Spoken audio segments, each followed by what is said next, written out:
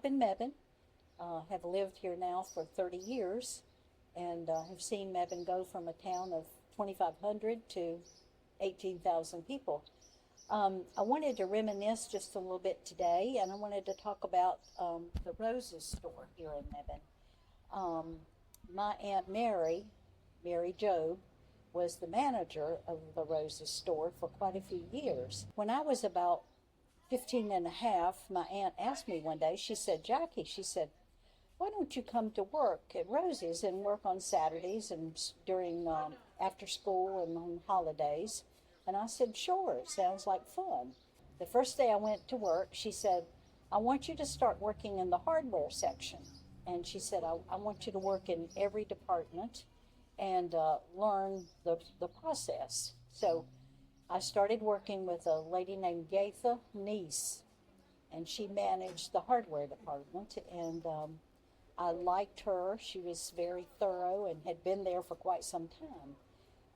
The store was an interesting place because most of the women, it was women, all women, and most of them had been working there for quite some time.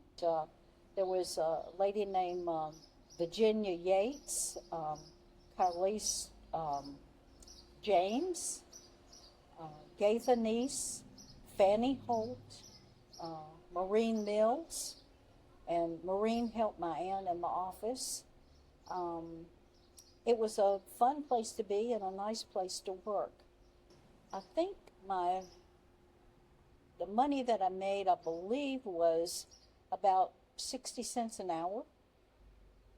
I want to say Roses was kind of like the precursor to a Walmart store because we carried a little bit of everything. The store always smelled like cooking peanuts when you came in the mornings, and that was because we cooked peanuts every day. We had popcorn, we had bulk candy. You could come in and get some chocolate drops or some chocolate-covered peanuts or various things like that. The cheapest things in the store would be the candies, the peanuts, the popcorn. And I'm not sure, but I think a bag of popcorn was probably about 10 cents. The items in the store, like you could buy towels, socks, shirts, t-shirts, sweaters sometimes for women, but there was just a broad range of items. And we sold sewing supplies, threads, needles, everything you would need to sew. And I'm thinking we might have sold patterns because a lot of women in those days sewed and made children's clothing. So there were all kinds of sewing items there. The Roses store was a fairly large department store, and most people, instead of saying, I'm going to Roses, they would say, I'm going to the dime store. It was the 5 and dime. And I think that was even on it would be Roses store above the outside as the sign, and then over to the side it would say 5-10 cent store. It might have said 15, 5-10, 15-cent store, but most people called it going to the dime store. But I believe right beside the Roses store, it would be to the right. If you're outside, it would be to the left, but there was a fairly large-sized grocery store there. And then next to that was the bank building on the corner that's still there today. The store was probably one of the largest stores, if not the largest store downtown at that time, in the mid to late 50s.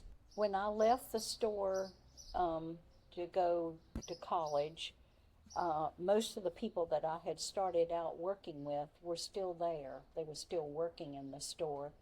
And my aunt worked there until she retired as the manager. And at some point in time, maybe the late 50s, there was a man, Mr. Weatherly, that came here as the assistant manager. It was kind of unique to have a woman manager of a fairly large department store back in the 40s and 50s.